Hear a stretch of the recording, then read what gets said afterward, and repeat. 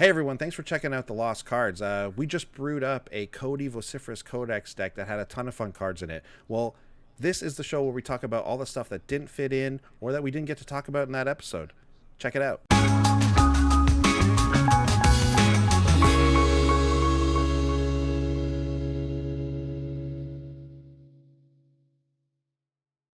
Hey everybody, thanks for checking out the Lost Cards. Here we are talking about Cody Vociferous Codex, brand new commander from Strixhaven. I'm excited. We had a cool deck built around cycling and reanimating all of these creatures we had in our graveyard with a cool little combo involving Cody. But we had a lot of other stuff pop up in our Discord where we brew these decks with our patrons. Check it out, patreon.com/commandersbrew. We there's so many different things we can do with Cody. So I just wanted to, use this opportunity to sort of talk about some of them. No surprise. Cody is one of those commanders where you would want to go a lot of directions. So if you want to hear more about the Zirda companion cycling combo into Living End, check out that episode. But I can't wait to hear these other unearthed treasures, these other lost cards for it too. So before we jump into that, I did want to mention one thing we didn't get to in the Zirda episode, and that's Unpredictable Cyclone. It's the enchantment for 3 red. It's the one that says, okay, I'm just going to read it because I want to be clear about what we're talking about here. If a cycling ability of another non-land card would cause you to draw a card, instead exile cards from the top of your library until you exile a card that shares a card type with the cycled card, and you may cast that card without paying its mana cost. Then put the exiled cards that weren't cast this way on the bottom of your library in a random order. And it has cycling for 2. So basically what this does is it doesn't get around Cody's you can't cast permanents thing, but it does just let us get off some of those really big cycling creatures earlier in the game. So it's a really good card, and really works well with that brew. Okay. But hey, Sean, what if we're not brewing with Zirda? I know that would Zirda is a great companion. That's just extra flavor on a spicy brew. But now it's the world's your oyster. I don't know what else you would do. I mean, if you just even in that deck, like Drakehaven, stuff that pays off our cycling stuff. Faith of the Devoted. Bone Miser was one that I looked at. Very great. Bone Miser is great in a cycling deck, but Zirda won't allow. Exactly. Zirda won't allow any of those things, but obviously we can get more value out of that without Zirda. It did get to a point where I was wondering, should Zirda just be in the 99, and then we can include a lot of these other things that get us there along the way.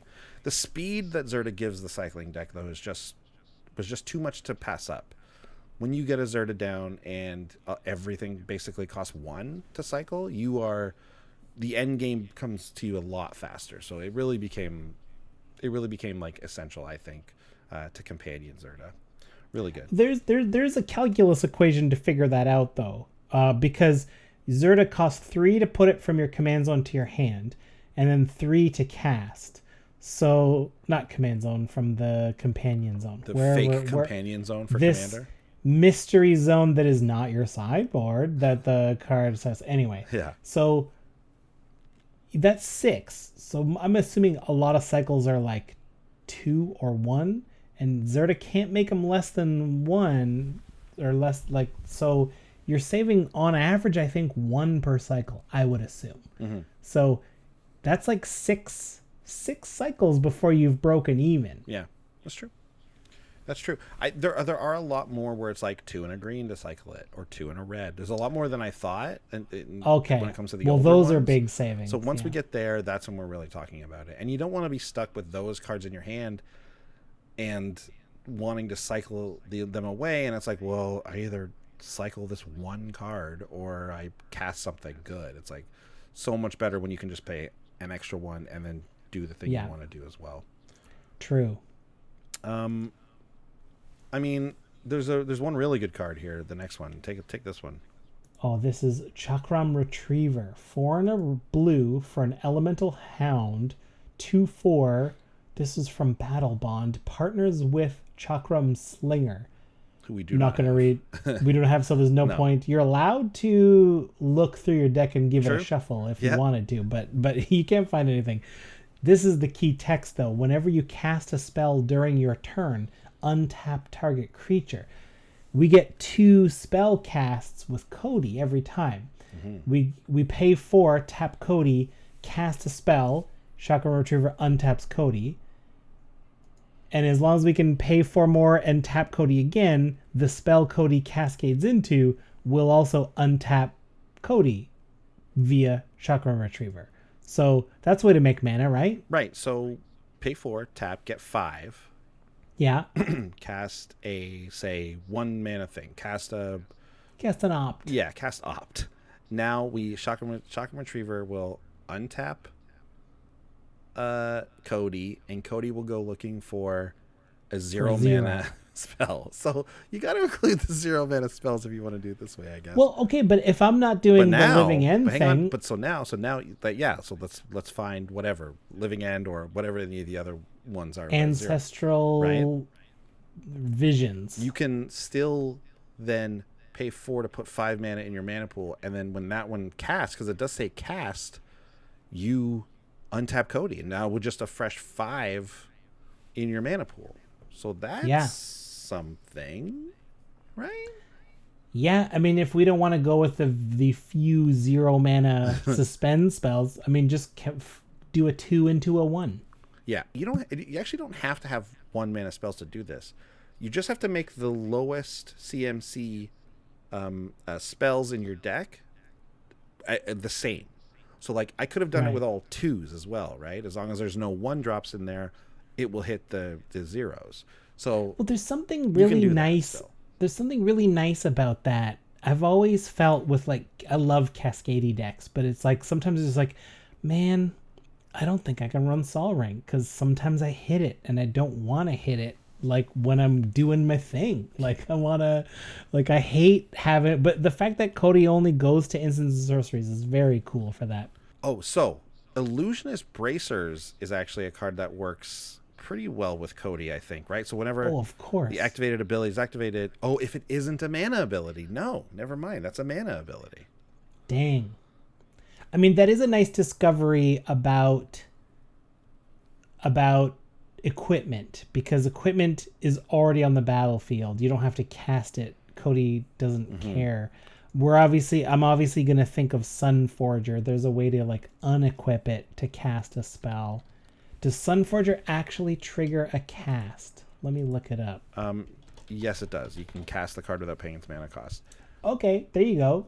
So there's something. I'm getting so then for 2 mana, well, I guess I have to use it with Cody mana. Huh, it's an interesting It's very interesting. It's like, it's weird though, because it's given us an ability in Cascade that we've seen a lot before, but it's this weird, really narrow version of it where Cody is really restricting what we can do, and it's like, it's almost to the point where you're like, is this even worth it? Like, I feel like I'm jumping mental hoops here to do this, but it's just, I think the card itself is so, I don't know, there's something charming about this card. It's so interesting. Right. Well, I mean, you could just go like the Cascade route, right?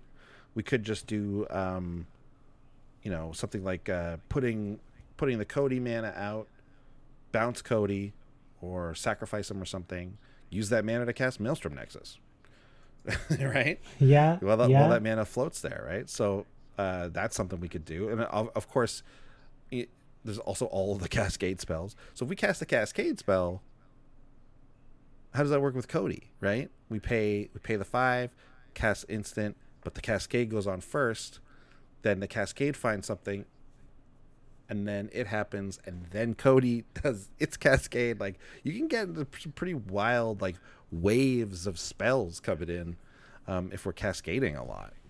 Well, and let's also, like, I also want to think that Cody, you don't have to use that 5 mana. That 5 mana helps you, but that's just part of it. Like, it's not tied to, like, what you have to do. So, like, I'm trying to think, I wonder if there's another brew out there where I guess not. Like, yeah, man, Cody breaks my brain. I kind of wanted to say, what about a treasure cruise that we're gonna cast for blue, right? Because of all the delve, but it is an 8 mana spell.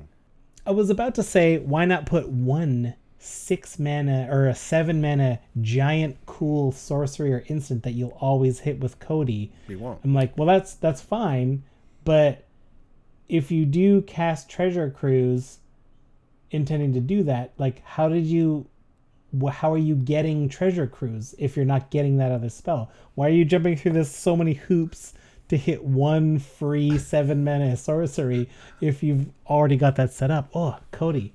True. I mean, that would have to be the only instant and sorcery aside from Treasure Other Cruise. than Treasure Cruise, which is then like you can't tutor it now because you can't run the Mystical Tutor. That's a sorcery instant you can't run. So there's no like, breaks my brain. Yeah, I mean, I want, like, you have to get an infinite untapping thing to make infinite mana with them, which is something that sounds like it's possible, but it also feels like maybe it's not worth the hoops to jump through to do it. Like, maybe there's just easier ways to make infinite mana than this commander plus like 2 or 3 other things. You know what I mean? Well, you obviously want to do like something like Pemin's Aura, right? Right. That's a permanent. So once Cody's down, you can't cast that permanent onto Cody. You've got to manipulate auras by like having them come back into play via an instant and then just attaching them to Cody like from the graveyard or something like that. That sneaky aura trick. And then even if you did that, so if you went through all the trouble to get something like Pemin's Aura on Cody, it still doesn't net you any mana. You still are just tapping and untapping Cody forever, right? Right. Because there's a single blue to untap him. So then okay, fine. So then we want to make something that makes Cody's ability cost less, right? And there are some things that do that too, but it's like, now that's an extra card that you're doing. So you're back to getting like reanimating Pemin's Aura from your graveyard. How did you get it there in the first place? What card are we using to reanimate it? Like, that's 5 or 6 cards or something like that. So like, I mean, unless someone has a much more efficient way to do it, I don't think that's the way to do Cody. One I think just kind of obvious way, when I think we all first saw the card, we were thinking the most obvious things of like, just instants and sorceries. Like, what's wrong with just casting a bunch of cool big instants and sorceries, getting some Cascade going?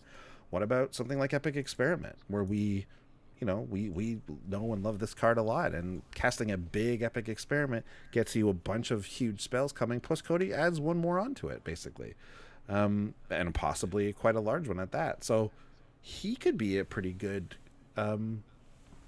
commander for an Epic Experiment deck, actually. That's true. Because we don't have basically no permanents that we need to cast in that deck.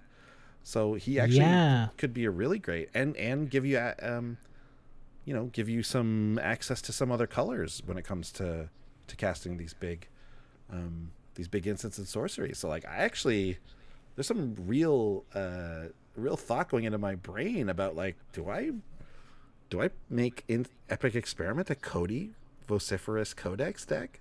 Is he a better commander than I have Riku in there now, but really just a placeholder for the colors, right? Like, Riku has some application in that he can copy things and things like that, but honestly, you don't end up doing that very much. Cody might just be better because he's a little bit of ramp too, actually, technically, right? Yeah, Cody is a simple mana dork in the command zone of a deck that runs very few permanents. That lets you go 5 colors. Yeah. So like, outside of what we have, our like Commander's Brew Epic Experiment deck is a teamer deck, so we add white and now black to that, and there are some big black instants and sorceries that make tons of zombies and stuff like that. Some big white spells making tons of angels, or making like the one that makes all the Pegasus tokens for your life total. Yep. Like, there's some really cool stuff to look at for that deck. So it also gives us access. I mean, the simplest thing having black now is we have tutors for Epic Experiment, like more tutors. Exactly. So there's some application there. I think I don't know. That might be the move. What happens 2021 for Epic Experiment?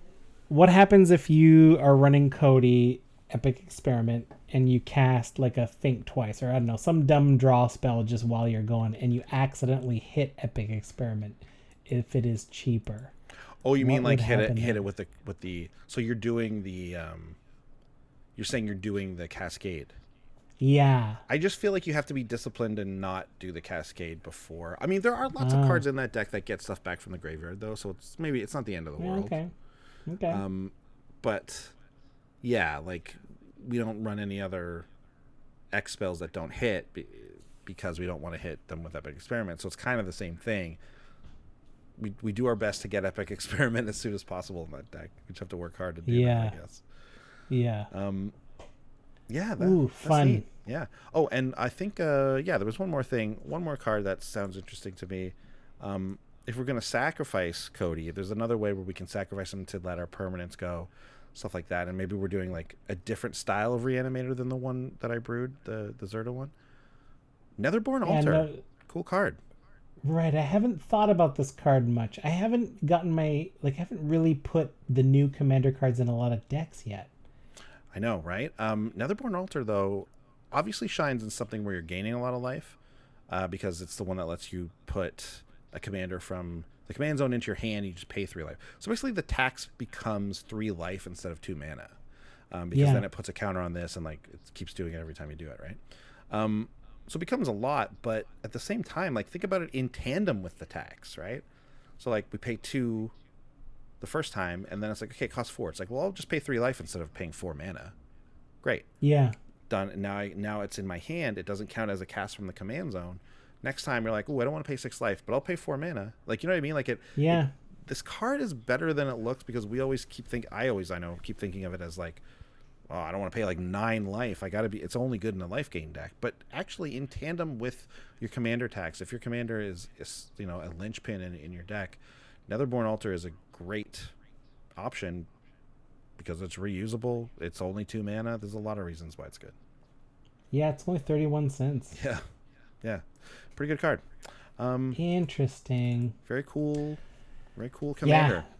I'm not done with Cody. I still like it. Just feels maybe we're not. Maybe we are done. Maybe we have brainstormed most of Cody, and Cody was designed to not be breakable. Maybe the designers of the game of Magic they think of they don't think of everything, but they have some wild brains in that building. Yeah. Who I'm sure someone like thought of a lot of the stuff we already talked about, and Cody is the way Cody is, so that we can't cheat on that.